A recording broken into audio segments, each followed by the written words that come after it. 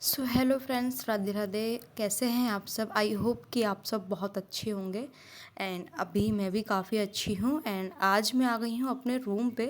अभी आई हूँ, मैं 11 बजे के आसपास ही आई हूँ रूम पे। एंड अभी मेरी सिस्टर काफ़ी सही है और अभी मैं अपने बैग को अनपैकिंग कर रही हूँ। जो भी सामान वगैरह है जहाँ रखना है वो रख रही हूँ।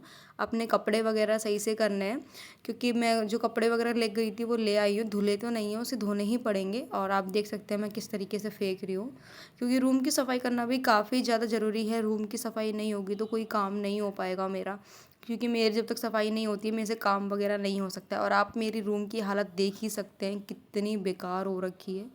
घर जाने का रीज़न यही था कि मेरी सिस्टर की काफ़ी ज़्यादा तबीयत ठीक थी। एंड देन अभी वो ठीक है, 80% ठीक है। एंड यहाँ मैं थोड़ी मस्ती वगैरह भी कर रही थी और फिर मुझे आना पड़ा। सिस्टर ने बोला कि तुम जाओ अपनी पढ़ाई वगैरह करो, क्योंकि 5 तारीख से पेपर चालू है। एंड घर पे बिल्कुल भी स्टडी नहीं हो पा रही थी मेरी, तो सोचा कि अब मैं आ ही जाती हूँ, क्योंकि मौसी बुआ वगैरह आ गई थी दीदी के पास। तो अभी वो ठीक है, काफ़ी हद तक ठीक है, और उनके ध्यान रखने के लिए दीदी और मौसी वगैरह हैं, बुआ वगैरह हैं, तो सही है।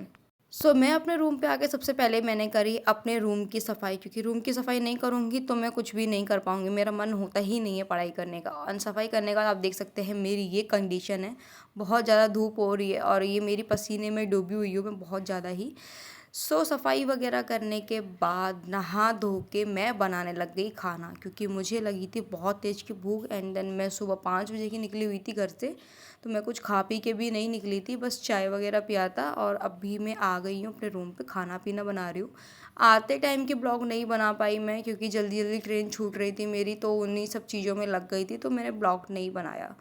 तो फिर मैंने सोचा कि अब मैं आ गई हूँ तो अपना डेली रूटीन शेयर करती हूँ आप लोग के साथ। एंड ये लास्ट मेरा होगा 30 डेज़ का, जो मैंने चैलेंज ले रखा था वो मेरा कंप्लीट हो जाएगा। कंटिन्यू मैंने पढ़ाई भी करी है एंड कंटिन्यू वीडियो अपलोड नहीं कर सकती थी, नहीं हो पा रहा था, इतना मैनेज नहीं हो पा रहा था मेरे से। कंटिन्यू वीडियो शूट करूँ एंड देन एडिटिंग करूँ, फिर अपने स्टडी पे भी तो नहीं हो पा रहा था। तो मैं 1 दिन 2 दिन छोड़ के मैं कर रही थी। हाँ, हालाँकि मैं प्रॉपरली अपना टारगेट अचीव नहीं कर पाई 30 डेज़ चैलेंज का, लेकिन फिर भी मैंने अपनी कोशिश करी। एंड अगेन मैं एक चैलेंज लूँगी, उसको भी मैं अपना टारगेट सेट करूँगी, वो कंटिन्यू ही करूँगी मैं। अगर आप लोग का सपोर्ट रहा तो बिल्कुल कंटिन्यू होगा। यहाँ पे आके मैंने सबसे पहले खाना वाना बनाया एंड आलू गोभी की सब्ज़ी बना रही हूँ, क्योंकि कुछ था नहीं और मैंने फिर जो जल्दीबाजी में मिला मुझे मैं वही लेकर आ गई थी एंड वही बनाने लग गई थी, क्योंकि भूख इतनी तेज़ लगी थी ना कि बिल्कुल भी अब बर्दाश्त नहीं हो रहा था कि मैं रेस्ट करूँ या कुछ करूँ, क्योंकि रूम की सफाई में ही मुझे आधा से 1 घंटा लग गया था। एंड देन खाना पीना बना रही हूँ नहा धो के, तो उसमें भी मुझे काफ़ी टाइम लग गया था। तो मेरे 2 घंटा आराम से ख़राब हो गया था। एंड अभी भी पता है मैं थक गई हूँ काफ़ी ज़्यादा। खाना पीना खाने के बाद मैंने थोड़ा बाहर निकली तो देखा भैया पता नहीं क्या ही कर रहे थे। अच्छा, इनका मैट गिर गया था तो वो निकालने के लिए गए थे। मैं इन तो कह रही थी इन्हें क्या हो गया था, क्यों ऐसे चढ़ रहे हैं, लेकिन पता चला मैट निकालने गए थे। देखो क्या कंडीशन है, लाइट भी नहीं है एंड अब टारगेट भी अचीव करना है। सबसे पहले मैंने बनाया अपना टू डू लिस्ट कि मुझे आज क्या क्या करना है, क्या क्या नहीं करना है। लाइट नहीं है तो क्या हमारे पास पढ़ाई तो करनी है ना। तो यहाँ पे मैंने स्टार्ट कर दिया था अपना जो भी मेरा डेली रूटीन था वो। अपना सबसे पहले मैंने बनाया टू डू लिस्ट बनाने के बाद मैंने सबसे पहले उठाई जीएस में जो भी मेरे नोट्स वगैरह रखे हुए हैं उसकी मैं रिवीजन कर रही हूँ। एंड हाँ फ्रेंड्स, सबसे पहले आप लोग ध्यान रखना कि आरआरबी एनटीपीसी में जो जो सब्जेक्ट पूछा गया है, जो जो सब्जेक्ट में मेन जो टॉपिक है उस पर आप लोग फोकस कर लेना कि क्या क्या पूछा गया है, क्या क्या नहीं पूछा गया है। क्योंकि जो जो पूछा गया है अगर आप उसकी मेन टॉपिक को पढ़ लोगे तो आपका स्कोर काफ़ी ज़्यादा सही हो जाएगा। एंड हाँ, अगर अभी भी आपने स्टार्ट नहीं करा है मॉक टेस्ट लगाना तो मॉक टेस्ट लगा सकते हो, क्योंकि मॉक टेस्ट लगाने से ही आपको आपकी गलतियाँ पता चलेगी, कहाँ गलती हो रही है, कहाँ गलती नहीं हो रही है, किस सब्जेक्ट में आपको कितना वक्त और देना है। क्योंकि जब तक आप अपने मॉक टेस्ट नहीं दोगे, एनालिसिस नहीं करोगे, तो आपको बिल्कुल भी पता नहीं चलेगा कि आपकी गलती कहाँ हो रही है, कहाँ नहीं हो रही है। तो इस चीज़ पे हमेशा ध्यान रखना। यहाँ पर मेरी जीएसपी हो गई थी कंप्लीट एंड बहुत ज़्यादा गर्मी लग रही थी, लाइट बिल्कुल भी नहीं थी। 1-2 घंटे क्लास लेने के बाद मैं बैठ गई थी अपनी दूसरी क्लास लेने के लिए। सो अब लगाऊंगी मैं मैथ, क्योंकि मैथ ही एक ऐसा सब्जेक्ट है, आप लेके चलो मैथ और रीजनिंग, जो आपको स्कोर अच्छे से दिला सकता है। अगर 30-30 नंबर की आपकी मैथ रीजनिंग है तो समझ लो 60 नंबर तो आपके पक्के हैं ही हैं।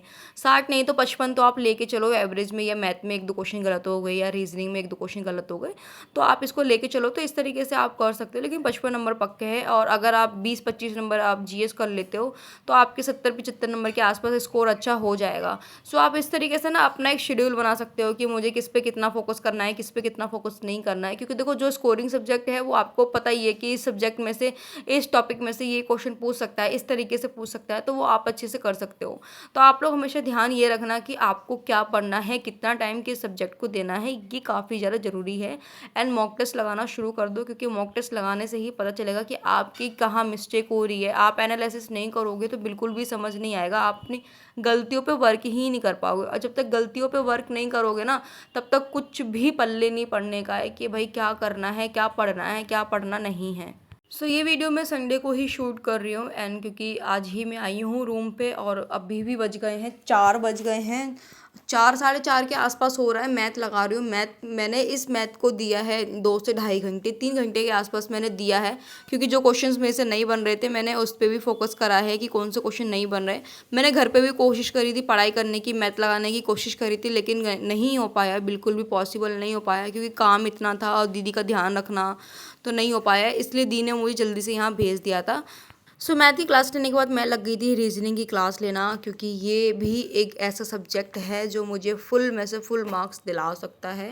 एंड मेरे रीजनिंग में ना सारे के सारे क्वेश्चन एकदम सही होते हैं। बस ये जो समझने वाले क्वेश्चन होते हैं ना, कि अपनी भाषा पढ़ के इनका ये दो, भाई मुझे तो ये चैप्टर बिल्कुल भी पल्ले नहीं पड़ता। इसको कथन निष्कर्ष बोलते हैं, कथन निष्कर्ष तो नहीं बोलते, पता नहीं इसको क्या बोलते हैं, कि ये पढ़ो उसमें से फिर चॉइस करो। तो मुझे तो वो बिल्कुल भी पल्ले नहीं पड़ता क्या है, और मैं इसी की क्लास ले रही हूँ और इसी क्लास पे ज़्यादा फोकस करती हूँ मैं, क्योंकि इसी में ही जो मेरे 1-2 नंबर कटते हैं सो कटते हैं, अदरवाइज़ मेरे नंबर नहीं कटते। और इस चैप्टर को मुझे ज़्यादा से ज़्यादा पढ़ना है एंड समझना है, क्योंकि यही चैप्टर है जो मेरे का मार्क्स गिराता है, एंड इस पे मैं ज़्यादा ज़्यादा फोकस भी करूँगी।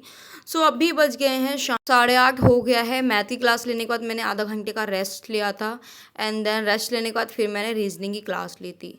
सो यहाँ पे मेरी फिनिश होती है रीजनिंग की क्लास, एंड देन अब मैं जाऊँगी मार्केट, क्योंकि मार्केट में मुझे लाना है सब्जी। सो यहाँ आ गई थी मैं सब्जी लेने, एंड देख सकते हैं काफ़ी ज़्यादा रात हो गई। सो आज का वीडियो यहीं एंड करती हूँ। बाय बाय, टेक केयर, ध्यान रखिए।